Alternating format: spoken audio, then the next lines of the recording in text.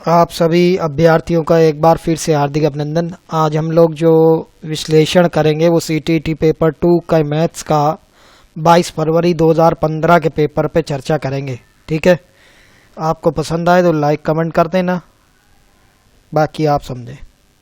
चलते हैं पहले प्रश्न की तरफ।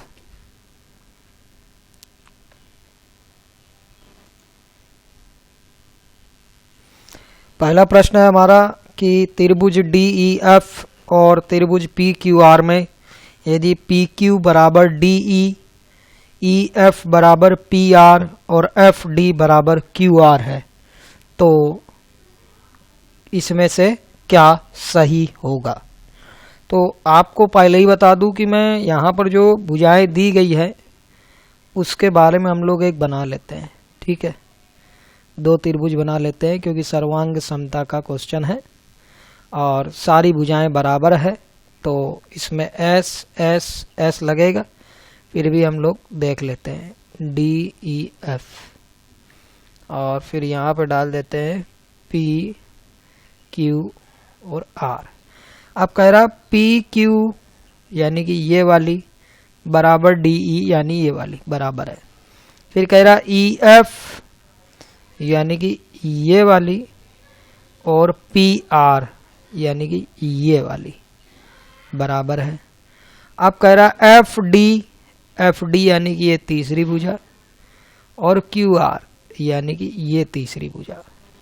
अब इन्होंने जो नाम दे रखे हैं उसके हिसाब से चलेंगे तो हमारा जो है इधर तो DEF बनाइए 1 2 3 और इधर से 1 2 3 तो आएगा अपना क्या QPR। ठीक है, तो यहाँ पर हम चलते हैं DEF और PQR जो सेकंड में। ठीक है, अगले क्वेश्चन की तरफ चलते हैं। अब हमारा प्रश्न है कि एक चतुर्भुज ABCD में एंगल D 60 डिग्री का है और एंगल C 100 डिग्री का है। एंगल A और एंगल B के समद्विभाजक बिंदु P पर मिलते हैं और APB की माप क्या होगी। तो पहले तो हम लोग एक चतुर्भुज बना लेते हैं। देखो ज्योमेट्री में जितना काम आप इस तरीके से करेंगे आपको बेहतर लगेगा।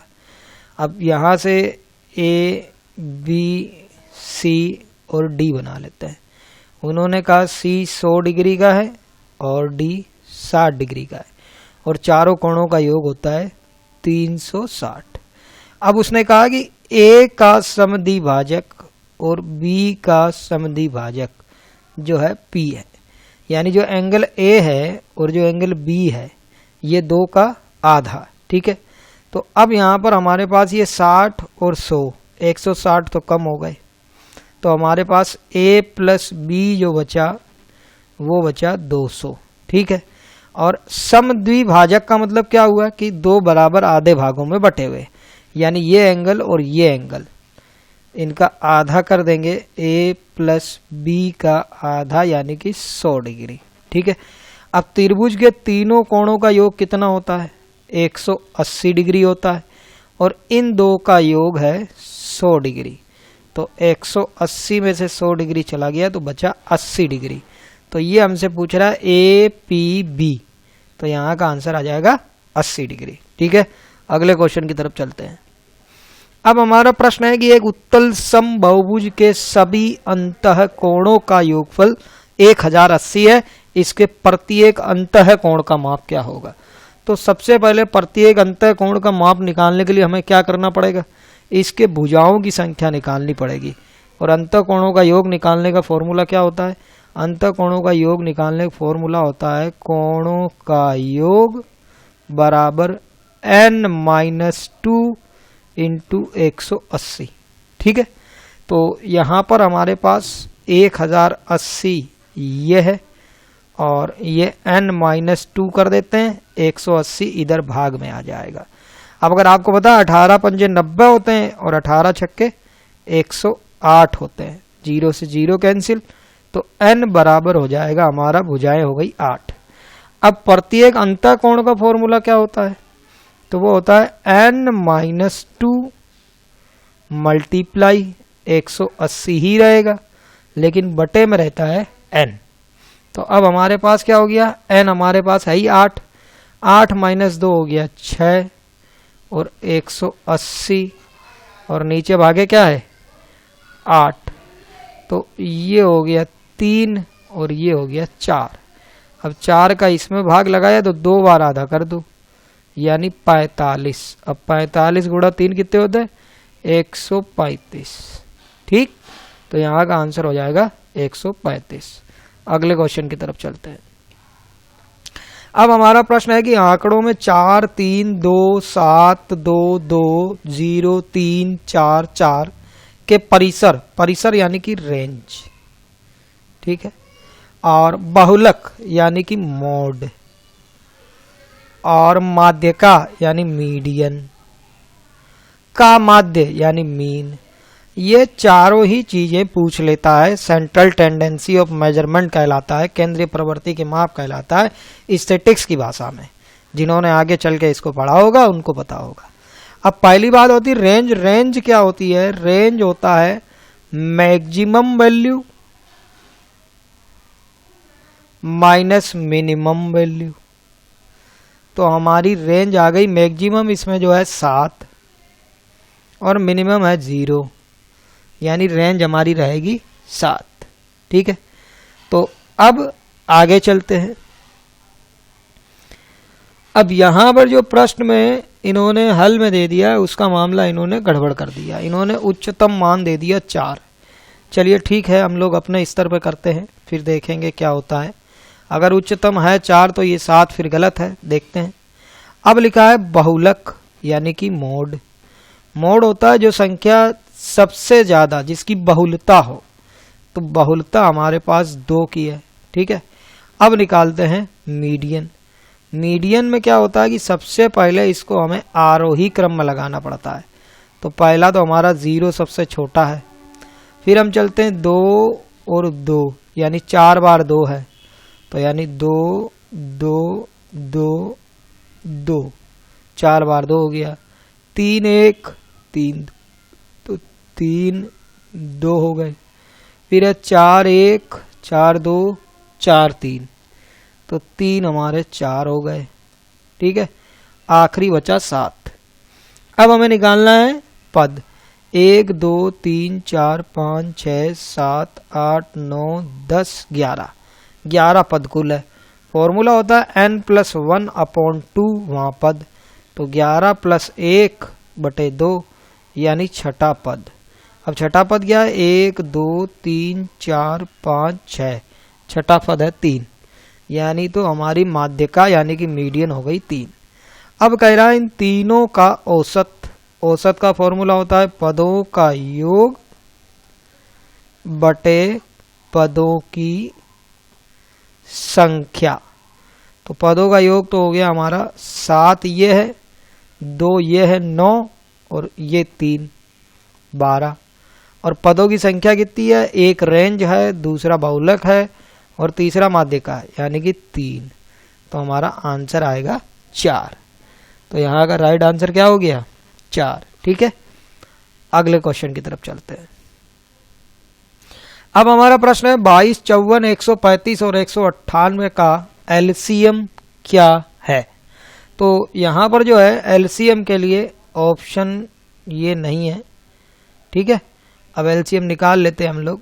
22 54 135 198। जिन्हों लोगों ने पिछले वीडियो देखे उनको मैंने बताया था कि 2 से शुरू करना हर हाल में। 11 और 2 से भाग करने में कोई ज़्यादा दिक्कत नहीं आती, आधा करते जाओ। ठीक है, 99। अब हम यहाँ पे 2 का भाग किसी में नहीं जाएगा, इसलिए 3 का देखेंगे। 11 में जाएगा नहीं, 27 में जाएगा 9 बार। 135 अभी मल्टीप्लाई करके आ रहे हो 45 का 3 से, और ये 33। अब फिर 3 का जाएगा 11, ये 3, ये 15 और ये 11। अब फिर जाएगा 3 का, तो ये हो गया 11, ये 3 का गया 1, 15 का हो गया 5 और ये 11। अब 1 5 आ जाएगा, 11 1 1 11 और अब 11 आ जाएगा 1 1 1 1। अब अगर इसको हम देखें तो ये आ गया 2 गुणा 3 कितने हैं? 3 की पावर 3 और 5 हमारा अकेला है और 11 है। ठीक है, तो यहाँ पर जो इनका मल्टीप्लिकेशन आएगा वही आंसर हो जाएगा। बाकी 11 पंजे 55, 55 तिहाई 165, 165 तिहाई कितने होते हैं 165 तिहाई 5 तिहाई 15, बच गया 1, 16 तिहाई 48 और 1 49। ठीक, अब 1 3 और बचा, गुणा 3। देखो 500 में 5 कम है, वैसे भी कर सकते हो लेकिन यहाँ पे वो लेना नहीं है। 9 तिहाई 27 और 1 28, बच गया 2, 3 चौके 12 और 2 14। ठीक है, अब 2 से गुणा करना है तो 2 से गुणा तो आसान है, दुगना कर दो तो हो जाएगा 2970 जो इसका एलसीएम है। अगले प्रश्न की तरफ बढ़ते हैं। अब हमारा प्रश्न है कि निम्नलिखित में से कौन सा कथन सही है। कह रहा 2 अभाज्य संख्याओं का योगफल सदैव अभाज्य संख्या होता है। सबसे छोटी अभाज्य संख्या क्या होती है 2 और उसके बाद होती है 3। ये तो 5 हो गई, अभाज्य संख्या मिल गई। लेकिन अगर 3 और 5 को अगर जोड़ें तो ये हो जाएगी 8, ये अभाज्य नहीं है। तो इस बारी हो रही है, इस बारी नहीं हो रही है, अगली बारी फिर हो जाएगी 8 और 5 13, ये हो जाएगी, लेकिन सदैव कह रहा है। ठीक है, तो ये वाला हमारा ऑप्शन गलत है। फिर कह रहा है सबसे छोटी अभाज्य संख्या 1 है। नहीं भाई, सबसे छोटी अभी अभी मैंने आपको बताया था अभाज्य संख्या 2 है, तो ये वाला पॉइंट भी गलत है। फिर कह रहा है एक भाज्य संख्या विषम संख्या हो सकती है। भाई भाज्य संख्या विषम संख्या हो सकती है, ये हमारा कथन बिल्कुल सत्य है। ठीक है, विषम संख्या भाज्य क्यों नहीं हो सकती, क्योंकि 9 है 15 है। ठीक है, ये सारी विभाज्य है। ठीक है, फिर लिखा है कोई सम संख्या अभाज्य संख्या नहीं है। भाई 2 जो सबसे छोटी अभाज्य संख्या है वो अकेली एक सम संख्या है, यानी कि यही सम संख्या है जो अभाज्य है, तो यानी ये भी गलत है। तो एक सम संख्या ऐसी है जो अभाज्य है, वो है 2। ठीक है, अगले क्वेश्चन की तरफ चलते हैं। अब हमारा प्रश्न है -7 और -3 के बीच स्थित पूर्णांकों का गुणनफल है। पिछली बार भी मैंने इस पे वीडियो बनाया था, लेकिन कुछ लोगों को दिक्कत हो रही थी। ठीक है, अब -7 से -3 आएंगे तो ये एक प्रॉब्लम वाला विषय है। -6, -5 और -4, ये 3 संख्याएं हमारी बीच में हैं। कुछ लोगों ने कहा कि स्टार्टिंग पॉइंट नहीं लेंगे, स्टार्टिंग पॉइंट लेंगे, एंडिंग पॉइंट नहीं लेंगे। तो ये बात तो डिपेंड यहाँ पे जो कर रही है वो है 6 पंजे की 30 और 30 चौके 120। अब अगर हम 7 से गुणा कराएं तो 840 होनी चाहिए, तो हमारे पास वो आंसर नहीं है। यानी कि हमारा जो मध्य में संख्या लेनी होती है वो 7 को भी छोड़नी है और 3 को भी छोड़नी है। यही 3 बिंदु केंद्र करने हैं। ठीक है, अगले प्रश्न की तरफ चलते हैं। अब हमारा प्रश्न है कि 1 + 11/10, 11/100, 111/1000 और 111/10000। इसमें क्या है कि आपको दशमलव का ज्ञान होना चाहिए और जोड़ते समय क्या ध्यान रखना है। पहला तो हमारा 1 है तो 0 रख देते हैं। अब 1 0 है तो 1 के बाद दशमलव आ जाएगा, यानी 1.1। अभी तक हमारे डेसिमल मिलाना जरूरी, ये ध्यान रखना है। फिर लिखा है 11/100, यानी 2 के बाद लगाना है, यानी यहाँ दशमलव लगा दो। दशमलव मिले होने चाहिए आपके, जो भी गणित में। कुछ लोग ऐसे भी हैं जिनको नहीं आता है, तो उनके लिए सारी बातें बतानी जरूरी है। कुछ लोग कह रहे थे स्पीड धीमी है। यहाँ 3 के बाद 0 है तो यहाँ 3 के बाद दशमलव आएगा, यानी 0.1 और 1। आपको कंफ्यूजन ना हो इसलिए इसके ऊपर 0 लगाते जाएं ताकि आपकी परेशानी कम हो। फिर लिखा 2 और 2 4, यानी 4 के बाद 0। अब हमारे पास अंक तो 3 ही है, तो हम क्या करेंगे 1 0 का इस्तेमाल कर लेंगे और 3 1 बना देंगे।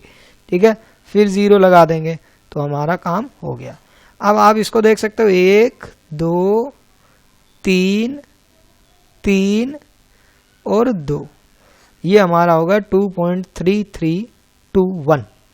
तो 2.3321 हमारा थर्ड ऑप्शन में है। ठीक है, अगले क्वेश्चन की तरफ चलते हैं। अब हमारा प्रश्न है कि 2 वर्ष पहले खरीदी गई मशीन के मूल्य में 12% वार्षिक दर से अवमूल्यन होता है। अवमूल्यन को ह्रास भी कहते हैं, कमी भी कहते हैं। ठीक है, और इसका वर्तमान मूल्य 9,680 रुपये है, यानी प्रेजेंट का है। ठीक है, और प्रारंभिक मूल्य यानी हमें पहले का निकालना है, न कि बाद का निकालना है।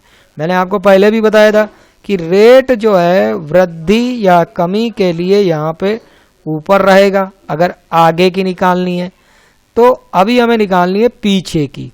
तो ये जो रेट है ये हमारी नीचे रहेगी, प्लस और माइनस पर डिपेंड करेगा। ठीक है, इतनी बात आपको ध्यान में रखनी है।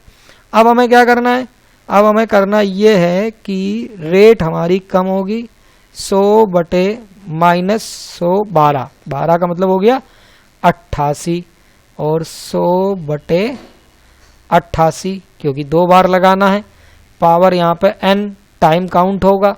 ठीक है, और गुणा कराना है 9680 से। ठीक है, अब या तो आप इसको 22 बना लो छोटा करके, या फिर इसमें 88 का ही भाग लगाने की कोशिश करो। तो डायरेक्ट भाग लगाओगे तो ये 0 आपके संभल के रहेंगे, आगे चल के आपको गुणा नहीं करना पड़ेगा और बहुत सरलता से आपका काम हो जाएगा। 88 का भाग गया एक बार, आ गया 88, बच गया 8 और दूसरा भी हमारा आ गया 8। तो अब एक बार और भाग चला गया तो हमारे पास क्या हुआ, एक बार भाग और चला गया तो ये भी हो गया खत्म। ठीक है, एक 0 हमारा बच गया तो इस 0 को भी यहाँ लगा देंगे, तो यानी यहाँ पे आ गया 110। ठीक है, अब 11 का भाग 88 में जाएगा 8 बार। ठीक है, तो यहाँ हमारा 10 बच जाएगा। अब 8 को अगर आप और छोटा करोगे तो ये 4 हो जाएगा और ये 5 हो जाएगा, और 4 का भाग 100 में जाएगा 25 बार। तो 25 पंजे आप बड़े आसानी से कर सकते हैं, 125 गुणा 100 यानी कि 12500। ये आपका ऑप्शन थर्ड। अगले क्वेश्चन की तरफ चलते हैं। अब हमारा प्रश्न है कि एक मानचित्र में पैमाना है, मानचित्र में 2 नगरों के बीच की दूरी 9 सेंटीमीटर है और नगरों के बीच वास्तविक दूरी है। तो यहाँ पर जो चीज़ मिस्टेक में रह गई है वो ये रह गई है कि पैमाने को दिखाया नहीं गया है। तो पैमाना जो है वो है 1:3 × 10⁶। ठीक है, ये पैमाना है जो मानचित्र में पैमाने में यहाँ ये जो पैमाना है ये यहाँ होना चाहिए था, ये यहाँ पे नहीं है। ठीक है, 1:3 × 10⁶। तो हम इसको क्या कह सकते हैं, इसको हम ये कह सकते हैं कि एक जो पैमाना हमें दिया गया है वो 1 सेंटीमीटर तब माना जाएगा जब इतना गुणा हो जाएगा। तो यहाँ पे हमारा 9, तो 9 गुणा 3 गुणा 10⁶ ये हमारा हो गया। अब हम क्या करेंगे, तो यहाँ पे हो गया हमारा 27 गुणा 10⁶। ठीक है, अब 27 गुणा 10⁶, पहले इसको हम किस में चेंज करें, मीटर में। तो 1 मीटर में कितने सेंटीमीटर होते हैं, 1 मीटर में होते हैं 100 सेंटीमीटर यानी 10⁻²। अब अगर हम बात करें कि 1 किलोमीटर में कितने मीटर होते हैं, तो 1 किलोमीटर में होते हैं 1000 मीटर। ठीक है, तो ये हो गया 10⁻3। अब इन दोनों को अगर हम जब शामिल करेंगे तो हमारे पास यहाँ पर पहले इसको मीटर में चेंज कर लेते हैं, तो 10⁻2 कम हो जाएगी, तो 27⁻4 बचेगी। ठीक है, अब 1000 वाला 3 और कम कर लेंगे तो 10⁻1 बचेगी और 270 जो है यहाँ पर किलोमीटर हमारा आंसर हो जाएगा। ठीक है, अगले क्वेश्चन की तरफ बढ़ते हैं।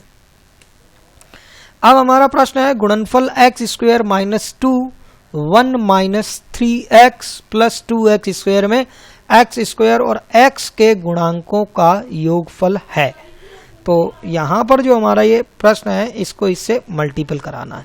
तो पहले एक इंक्रीडेंट का चुनाव करते हैं और उसका मल्टीपल कराते हैं। x² का अगर 1 से मल्टीपल कराते हैं तो x² हो जाएगा। अब x² का 3x से कराते हैं तो हो जाएगा माइनस का है 3x³ हो जाएगा। अब x² का मल्टीपल 2x² से कराएं तो पावर जुड़ जाती है, तो ये हो जाएगा प्लस में और 2x⁴ हो जाएगा। अब हमारा बचा इसका मल्टीपल, -2 का 1 से कराया तो -2 आएगा। अब -2 का -3x से कराएंगे तो माइनस की जगह हो जाएगा +6x। अब हमारा -2 का जब हम इससे कराएंगे तो -4x² आ जाएगा। अब देखो कोई चीज़ हमारी मिलती जुलती है, एक तो x² ये है, एक ये है, लेकिन ये प्लस का है, ये माइनस का है, तो हमें यहाँ मिलेगा -3x²।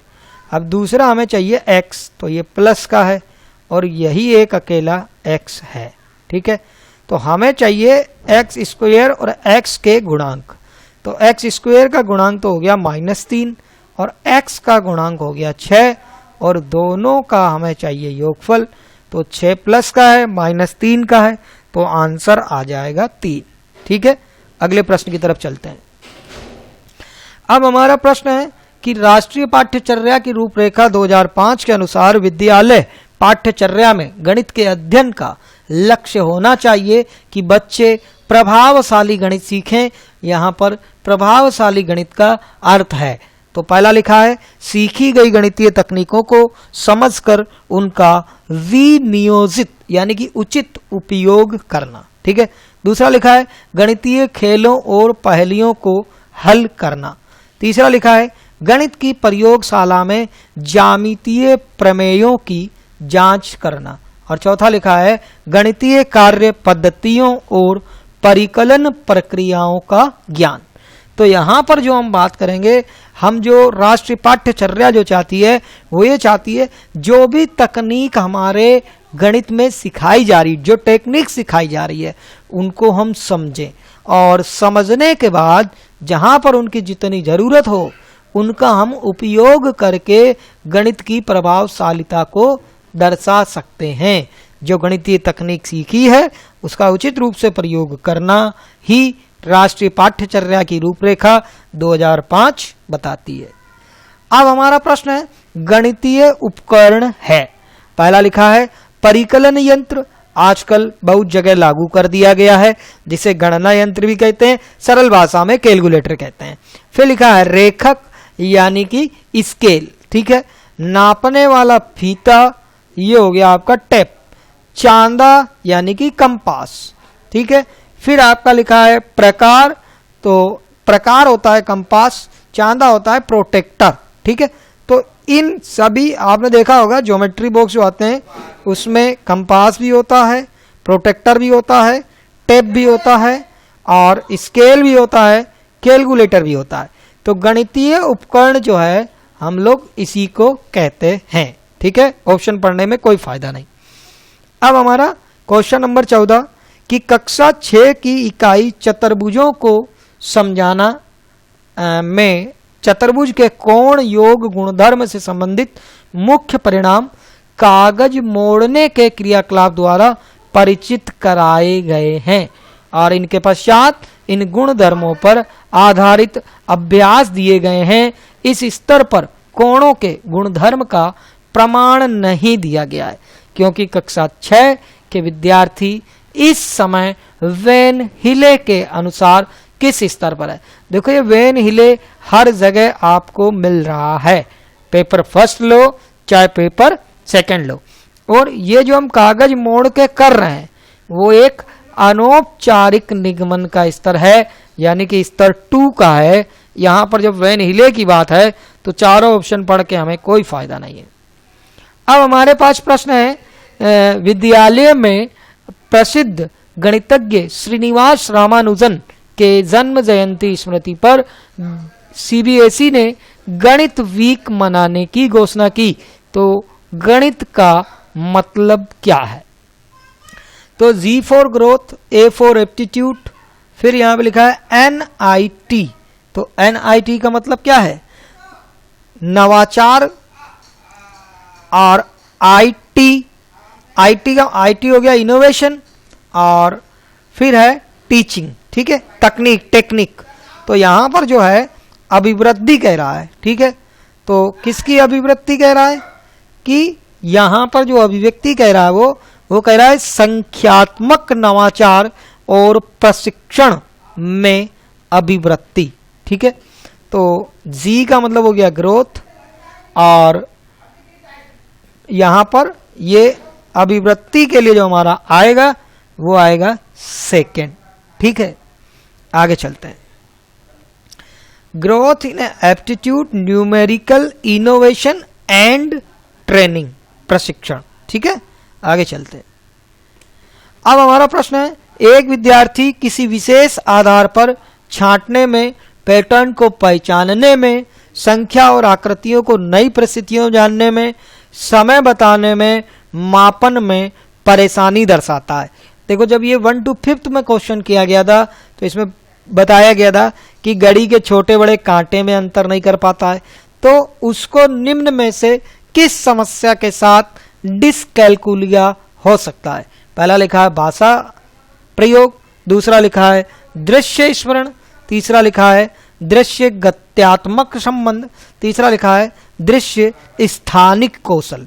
तो वो जो घड़ी के सुइये में जो मेजर नहीं कर पा रहा है वो है दृश्य स्थानिक कौशल। ठीक है, अगले प्रश्न की तरफ चलते हैं। अब हमारा प्रश्न संख्या 17, कक्षा 6 की पाठ्य पुस्तक में निम्नलिखित प्रश्न को पढ़िए। लिखा है, पूर्णांकों का ऐसा युग्म लिखिए जिसका योगफल एक ऋणात्मक पूर्णांक हो। उपरोक्त प्रश्न उल्लेख करता है। पहला कह रहा है चिंतनपूर्ण प्रश्न, दूसरा कह रहा है बंद अंत वाला प्रश्न, तीसरा कह रहा है बहु विषय प्रश्न, चौथा कह रहा है खुले अंत वाला प्रश्न। तो मैंने आपसे कहा था कि बंद अंत प्रश्न तब होगा जब आंसर 1 होगा। यहाँ तो वो कह रहा है कि नहीं ऐसा जोड़ा, मतलब कोई भी दो संख्याएं जिनका जोड़ने में ऋणात्मक पूर्णांक हो। तो सारी ही संख्याएं अगर हम जोड़ें तो बहुत सारे जो है जिसके मन में जो आएगा वो उस संख्या से इसका आंसर दे देगा। कोई -5 + 2 दे देगा तो -3 आएगा। जैसे -5 + 2 दे दिया तो इसका भी -3 आया, यानी ऋणात्मक आ गया। अब कुछ ऐसे भी होंगे जो -3 दे देंगे तो ये -8 आ जाएगा। ठीक है, तो इस तरीके से एक से ज़्यादा आंसर, अभी तो मैंने इसी संख्याओं पे चर्चा की है, तो आगे चल के और भी परिवर्तन हो सकता है, इसलिए खुले अंत वाला प्रश्न होगा। ठीक है, अगले प्रश्न की तरफ बढ़ते हैं। अब हमारा प्रश्न संख्या 18, उच्च प्राथमिक स्तर पर गणित सीखने का तात्पर्य है। पहला लिखा है गणितीय अवधारणाओं की समझ में वृद्धि और उनके अनुप्रयोग से समस्याओं को तर्क संगत रूप से हल करना। तो यही गया। फिर कह रहा है केवल समस्याओं को हल करने की तकनीक को सीखना। फिर कह रहा है बहुत सारे नए सूत्रों और परिकलन प्रक्रियाओं को सीखना। फिर लिखा है विभिन्न प्रकार की गणितीय समस्याओं के हल और विधियों को स्मरण करना। मैंने आपसे करना था याद करना, स्मरण करना, एनसीएफ 2005 मना करता है, ये नहीं होगा। और यहाँ पर जो हमारा ऑप्शन है वो पहला होगा, गणितीय अवधारणाओं की समझ में वृद्धि होनी चाहिए और उनके अनुप्रयोग से समस्याओं को तर्क संगत यानी लॉजिकली रूप से हल करना जो है उच्च प्राथमिक स्तर पर गणित सीखने का तात्पर्य है।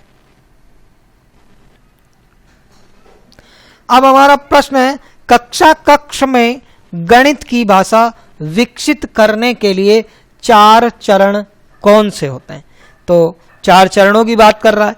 पहला लिखा है प्रतिदिन की भाषा, दूसरा लिखा है गणितीय प्रस्तुति की भाषा, तीसरा लिखा है गणित की समस्या को हल करने की भाषा, चौथा लिखा है प्रतीकात्मक भाषा यानी सिंबल्स का प्रयोग करके कैलकुलेशन करना।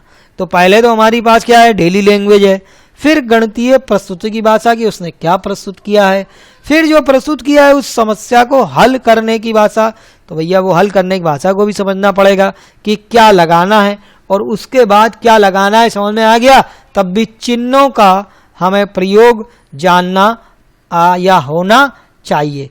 तो यही हमारे गणित की भाषा का यहाँ पर ऑप्शन होगा, आगे जाने की जरूरत नहीं है।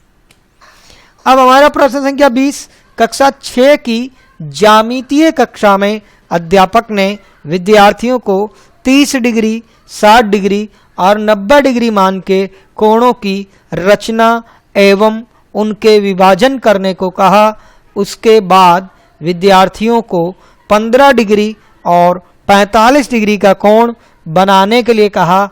इस समय यह कार्य अध्यापक का जो प्रयोजन दर्शा रहा है वह है। तो यहाँ पर क्या प्रयोजन हो सकता है अध्यापक का, वो देखते हैं। पहला ऑप्शन है शिक्षार्थी की उपलब्धियों का संक्रियात्मक परीक्षा में आकलन करना। दूसरा है अनुभव संबंधी अधिगम का मौका देना। तीसरा लिखा है दिए गए कौशल कार्य को पूरा करने के लिए विद्यार्थियों की समझ तथा सीखे गए दो कौशलों को समन्वित करने का आकलन। तो भाई सीधी सी बात है कि दिए गए कार्य को पूरा भी करवाना है और विद्यार्थियों की जो समझ है वो विकसित हुई या नहीं हुई, कुछ उसने सीखा या नहीं। अब अगर वो सीख चुका है तो सीखे गए और सवाल दोनों कौशल को समन्वित करने का जो है वो ये आकलन है, यानी ऑप्शन 3 के साथ जाएंगे। अगले प्रश्न की तरफ चलते हैं। अब हमारा प्रश्न क्या 21 पाठ्यचर्या रूपरेखा में गणित शिक्षा का स्थान 2 महत्व पर है। ऐसे कौन से 2 महत्व हैं जहां पर पाठ्यचर्या रूपरेखा में गणित शिक्षा का स्थान है। पहला लिखा है गणित की शिक्षा संक्रियात्मक परीक्षा में विद्यार्थियों के अंक सुधारने के लिए क्या कर सकती है और उच्च कक्षाओं में सही विषय का चुनाव करने में क्या सहायता करती है। ये तो नहीं होगा भाई, अंक सुधारने का कोई मुद्दा नहीं होता। दूसरा लिखा है प्रत्येक बच्चे को विद्यालय में बनाए रखने के लिए गणित क्या कर सकता है और उन्हें आत्मनिर्भर बनने के लिए कैसे सहायता कर सकता है। क्या गणित से ही आत्मनिर्भर बनेंगे, जो गणित पढ़े वही आत्मनिर्भर हैं? नहीं। तीसरा लिखा है गणित की शिक्षा प्रत्येक बच्चे में संप्रेषण कौशल को कैसे सुधारती है और विद्यालय के बाद उन्हें कैसे रोजगार उपलब्ध करा सकती है, ये भी पाठ्यचर्या नहीं बताती है। चौथा कह रहा है गणित शिक्षा प्रत्येक शिक्षार्थी के मस्तिष्क को कैसे संलग्न कर सकती है, कि कैसे उनको कोऑर्डिनेट कर सकती है, कैसे उनको जोड़ सकती है और विद्यार्थियों की क्षमताओं को कैसे सुदृढ़ कर सकती है, स्ट्रॉन्ग कर सकती है, मजबूत कर सकती है। यही हमारा ऑप्शन होगा। ठीक है। अब हमारा प्रश्न है प्रश्न संख्या 22 2 बेलनों के आधार की त्रिज्या में 2:3 का अनुपात है, उनकी ऊंचाइयों में 5:3 का अनुपात है, उनके आयतनों में अनुपात है। तो बेलन का आयतन जो होता है वो होता πr²h। ठीक है। अब 2 हमारे पास है, r भी 2 है, इसको फिर 1 लगा देते हैं। दूसरा है πr², इसको 2 लगा देते हैं क्योंकि दूसरी r होगी और इसको 2 लगा देते हैं। ये पाई हमारा कैंसिल हो गया। r ये है तो यहाँ पे r का स्क्वायर करना है, ये 4 हो गया और इस r का स्क्वायर करेंगे तो ये 9 हो जाएगा। अब इनका गुणा कराना है तो इसकी ऊंचाई पहले की 5 है और दूसरे की 3 है, तो यहाँ पे हो गया 20/27। यही अनुपात इस तरीके से भी लिख सकते हैं और इस तरीके से भी लिख सकते हैं, तो यहाँ पे हमारा ऑप्शन होगा 4। ठीक है। अब हमारा प्रश्न है किसी समलंब का परिमाप 104 सेंटीमीटर है, उसकी दोनों असमांतर भुजाओं की लंबाई 18 सेंटीमीटर तथा 22 सेंटीमीटर है और उसकी ऊंचाई 16 सेंटीमीटर है। समलंब का क्षेत्रफल क्या होगा? तो आपको मैं बता दूं कि ये असमांतर एक शब्द इन्होंने लिख दिया है जो आपको कंफ्यूज कर सकता है, और आप कहीं फॉर्मूला न लगा दें तो आपका मामला गड़बड़ हो जाएगा। ये समांतर भुजाएं हैं। ठीक है। और हमारा जो फॉर्मूला होता है 1/2 समांतर भुजाओं का योग गुणा उनके बीच की दूरी, उनके बीच की दूरी। ठीक है। अब यहाँ पर इनका योग तो हमें दिया नहीं है, जो हम इस फॉर्मूले में डायरेक्ट लगा दें। अगर गलती कर दी तो मामला गड़बड़ हो जाएगा। 18 और 22 दोनों मिला के 40 हो जाएंगे। 40 को 1/2 के साथ लगाओगे 20 हो जाएंगे और 20 को 16 से गुणा करोगे 320 आंसर आ जाएगा। बाद में रोते रहोगे, ये गलत है। तो ये 18 है और ये 22 है। ठीक, ये दोनों मिला के 40 हो गई। और पूरा जो इसने परिमाप का मतलब होता है चारों ओर की माप, यानी ये 104 है। अब 104 में से ये 18 और 22 यानी 40 का योग घटा दें तो हमारे पास बचेगा 64। ठीक है, अब हमारे पास समांतर भुजाओं का योग आ गया 64, क्योंकि जो अब ये दो ही भुजाएं बची है उन्हीं का योग 64 है और दोनों के बीच की दूरी 16 है। अब अगर इस 64 को हम लोग काटेंगे तो ये आ जाएगा आपका 32। ठीक है, अब 32 गुणा 16 हम लोग जब करेंगे तो हमें क्या मिलेगा, 16 दूना 32, बच गया कितना 3, 16 तिहाई 48 और 3 51, यानी 512। तो प्रश्न को पढ़ने में जल्दबाजी न करें, आपका आंसर 4th भी हो सकता है और वो गड़बड़ कर देगा। अब हमारा प्रश्न है 4x square plus y square plus 14x minus 7y minus 4xy plus 12। ये हमारा क्वेश्चन है, थोड़ा सा लेंदी क्वेश्चन है। ठीक है, सबसे पहले हम क्या करेंगे, इससे पीछे भी आपको एक क्वेश्चन करा चुके हैं इस तरीके का। ये 4xy है, ये y है और ये 4x स्क्वायर है, इनको एक साथ कर लेते हैं तो ये बन जाएगा x square minus 4xy plus y square. अब अगर इसको ध्यान से देखोगे तो आपको एक सिस्टम समझ में आएगा और इसको लिख लेते हैं 14x माइनस 7y प्लस 12, ये इतना रख लेते हैं। अब इतने को पहले हल करते हैं तो ये आपको दिखेगा a square minus 2ab plus b square, तो इसका आंसर होता है a माइनस बी का होल स्क्वायर। तो इसको लिखेंगे तो ये 2x का होल स्क्वायर है यानी 2x, और ये y हमारा सिंगल रहेगा माइनस y। तो ये हमारा क्वेश्चन हल हो गया। अब हम क्या करें कि इसको और किस तरीके से कर सकते हैं और आगे कैसे बढ़ाएं, इस पे चर्चा करते हैं। तो और आगे बढ़ाने के लिए जो हमारे पास इसका क्वेश्चन बनेगा उसको हम इस तरीके से कर सकते हैं कि ये जो 12 है इसको हम किस तरीके से, जैसे देखो ये 7 दिख रहा है, 14 दिख रहा है और ये 12 है। अगर इनमें कोई 7, ये दोनों 7 का हमें डिनोट कर रहे हैं कि ये 7 से विभाजित हो जाएंगे और ये 7 से विभाजित होंगे तो 2x माइनस वाई आ जाएगा इसमें, इतने में ये हमें दिख रहा है। तो हम इसको 28 कैसे बना दें, तो यहाँ पे हम लगा दें -16। अब कोई भी चीज़ इक्वेशन में अगर हम जोड़ते हैं, मैंने पीछे भी एक एग्जाम्पल में बताया था, तो उसको अगर एक्स्ट्रा ला रहे हैं तो उसको बराबर करना भी जरूरी है। तो हम क्या करेंगे 14x माइनस 7y प्लस 28। तो अब देखो ये 12 को हमने 16 इसमें जोड़ दिया और 16 एक तरफ घटा दिया, यानी इस इक्वेशन पर कोई प्रभाव नहीं पड़ा। पीछे एक क्वेश्चन में करवाया भी था। अब इसको अगर हम देखें तो ये हो जाएगा 16, यानी कि ये 4 का स्क्वायर हो जाएगा। तो हम यहाँ पे इतने क्वेश्चन को फिर सोल्व करेंगे और इतने क्वेश्चन को फिर सोल्व करेंगे। अब अगर इसको सोल्व करते हैं तो ये हमारा हो जाएगा a square minus b square वाला फॉर्मूला। ठीक है, जिसको हम कहते हैं a प्लस बी और a माइनस बी।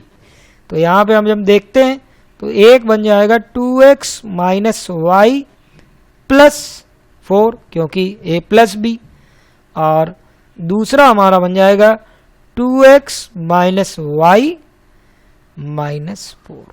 ठीक, अब ये प्लस का सिंबल है। अब इतने में हमारा 7 कॉमन आ जाएगा। क्या आ जाएगा, 7 कॉमन आ जाएगा। तो ये बचा 2x माइनस वाई और ये हो गया प्लस 4। अब इन दोनों को अगर हम देखें तो 2x minus y plus 4, 2x minus y plus 4 दोनों में कॉमन है, तो इसको बाहर कर लेते हैं। 2x माइनस वाई प्लस 4 ये दोनों में कॉमन हो गया। अब इतने में हमारा क्या बचा, तो इसमें जो हमारा बचा, एक तो इंक्रीडेंट ये बचा यानी 2x माइनस वाई माइनस 4 और इधर का बचा प्लस 7। ठीक है, क्योंकि ये दो कॉमन चला गया, दो इंक्रीडेंट। ठीक, अब ये माइनस का 4 और ये प्लस का 7, ये नॉर्मल नंबर है तो 2x माइनस वाई प्लस 4 और इधर का हो जाएगा 2x माइनस वाई प्लस 3। अब हमारा कौन सा हमें इक्वेशन यहाँ पे मिल रहा है उस पर चर्चा करते हैं। पहला लिखा है 2x प्लस वाई प्लस 4, देखो दोनों प्लस तो दोनों में ही नहीं है, तो ये हमारा नहीं है, दोनों माइनस भी नहीं है। फिर लिखा है 2x प्लस वाई, तो ये भी नहीं है, और ये है 2x माइनस वाई प्लस 3। ठीक है, अब हमारा क्वेश्चन नंबर 25, यदि किसी ठोस घन की प्रत्येक भुजा में 150% की वृद्धि की जाए तो इसके क्षेत्रफल पर क्या प्रभाव पड़ेगा। देखो आयतन की बात नहीं कर रहा है, क्षेत्रफल की बात कर रहा है। और जब भी आपको समबाहु त्रिभुज, वर्ग, वृत्त, गोला और क्यूब मिले और उसके किसकी बात हो, क्षेत्रफल की बात हो, और जो बढ़ाने को कहे उसको 2 बार बढ़ा देना है। माना कि क्षेत्रफल पहले 100 था, इसका 100 का 150% कितना हुआ, 100 का 150% 150 ही होगा, तो ये हो गया 250। अब 250 का 150% ये आपको एक बार फिर निकालना, लेकिन इसका निकालना है। ठीक है, अब 250 का 150% जो होता है वो होता है 125 प्लस 250 यानी 375 हो जाएगा। 125 तो हो गया 50% और 100% 250 है, दोनों मिला के हो गए। ठीक है, अब ये बचा 5, 7 5 12 और 5 और 1 6, यानी पहले था 100 अब हो गया 625, यानी 525 की वृद्धि हो गई है। ठीक है, तो यहाँ पे हमारा ऑप्शन जो है वो फर्स्ट हो जाएगा।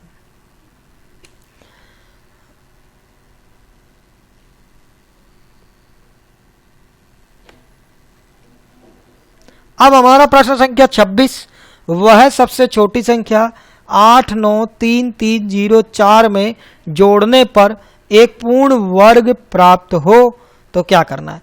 देखो जोड़ने और घटाने की बात करेगा तो आपको भाग विधि से निकालना पड़ेगा।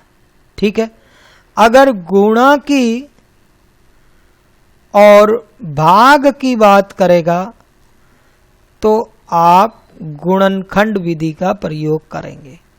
ठीक, अब हम लोग भाग विधि से कैसे करते हैं उस पर चर्चा करते हैं। तो भाग विधि में आपको क्या करना है, 8 9 3 3 0 4 पीछे से 2 2 के जोड़े बनाने हैं, पहला काम। फिर हमें क्या करना है, पहले जोड़े को देखना है कि किसका वर्ग इसके बराबर या नीचे है, तो 9 का वर्ग इसके बराबर या नीचे है। ठीक है, तो हमें क्या मिलेगा कि 9 9 81 बच गया 8 और नीचे आएगा जोड़ा 3 3, और ये 9 और 9 इधर लिखेंगे तब गुणा करके, इधर लिखेंगे तब प्लस करके, तो ये हो गया 18। अब 18 के पास अगर हम 5 लगा दें, ठीक है, तो 18 पंजे तो 90 हो गए, 900 ऐसे ही हो गए, तो यहाँ पे हमारा लगेगा 4। ठीक है, और यही 4 हमें नीचे ही रखना है, इधर लिखेंगे तब गुणा करके, 4 चौके 16 बच गया 1, 8 चौके 32 और 1 33 बच गया कितना 3, और 4 एकम 4 और 3 7। अब इसमें से जब ये घटाएंगे तो ये बचेगा 9 9 नहीं 7 और ये बचेगा 9। ठीक है, अब हमारे पास उतारने के लिए क्या बचा 0 4, और यहाँ पे हमने पहले ही आपसे कहा था जोड़ के लिखना है, यानी 188। अब क्या लगा दें कि 4 आए, ये एक समस्या हो गई। अब यहाँ पे क्या लगाएं कि 9704 से थोड़ा ऊपर आए, क्योंकि जोड़ने की बात कर रहा है। जब जोड़ने की कहेगा तो इसके ऊपर लेंगे और घटाने की कहेगा तो नीचे लेंगे। अभी बात कर रहा है जोड़ने की, तो हम लोग यहाँ पे ले लेते हैं 5, तो 5 से गुणा करते हैं, 5 5 25 और 2 बच गया, फिर 8 पंजे 40 और 2 42, 4 बच गया, 8 पंजे 40 4 44, फिर 4 बच गया, फिर 5 एकम 5 और 4 9। ये हमारा आया 9425। तो इसमें हमारा काम हो रहा है। 9425 ये तो जोड़ने की बात कर रहा है, और ये हमारी स्थिति जो आ रही है 7 और 9 और 0, 5 से मल्टीप्लाई कराया, 18 पंजे 90, 85 पंजे 425, 94 25। तो यहाँ तो ये जोड़ने की बात कर रहा है, ठीक है। तो हम लोग इसमें क्या करेंगे, एक और आगे लेंगे, ठीक है। तो एक और आगे लेंगे तो क्या ले लेंगे, पहली बार भाग गया 9 बार, दूसरी बार गया 4 बार, और फिर हमारा जो है अब जाएगा 6 बार, क्योंकि 6 से गुणा करने पे ही हमें पता चलेगा।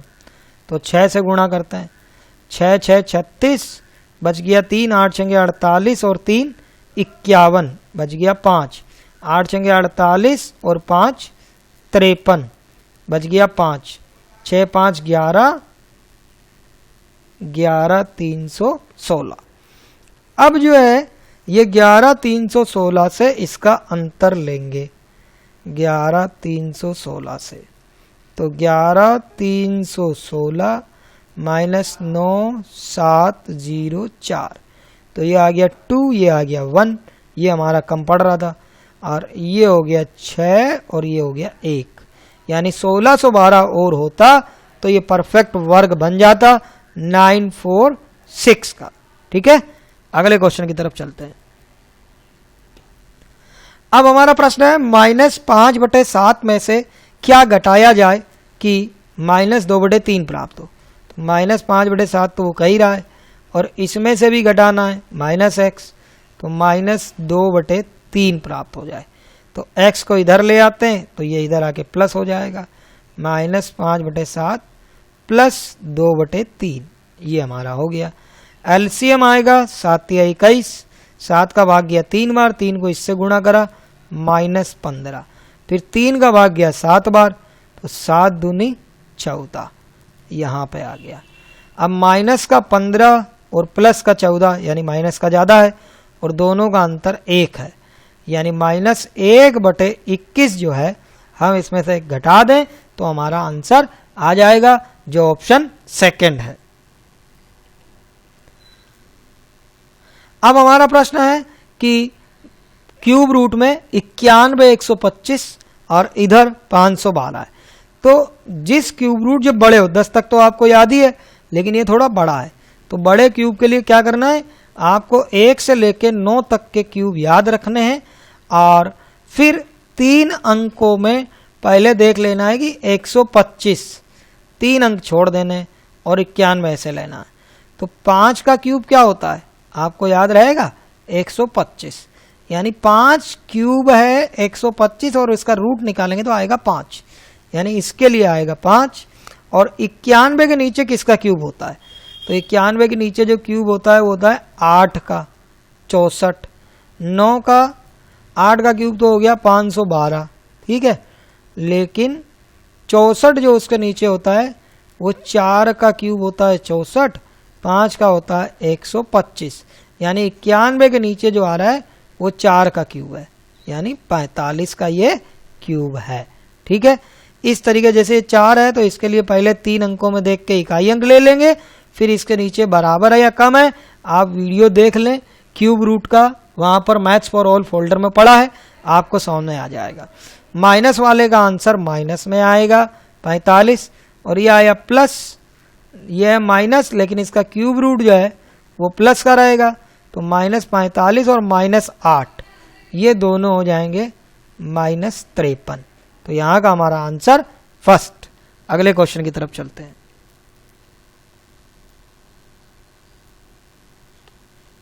अब हमारा प्रश्न है 0.0001278 को मान रूप में k × 10⁻n द्वारा व्यक्त किया जाता है, तो k + n का मान क्या होगा।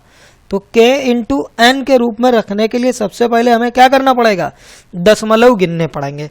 तो यहाँ पे दशमलव बन रहा है 1 2 3 4 5 6 7 8, 8 के बाद दशमलव है।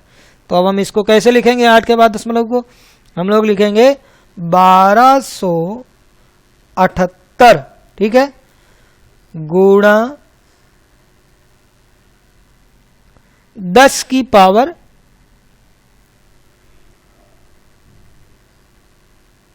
-8।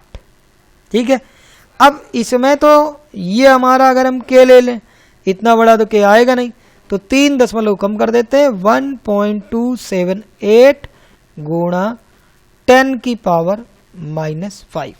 ठीक है, अब 10 की पावर -5 अगर हम अब जोड़ेंगे तो के हमारा हो गया 1.278 और ये हो गया n जो है वो ये है 10 दी पावर -5।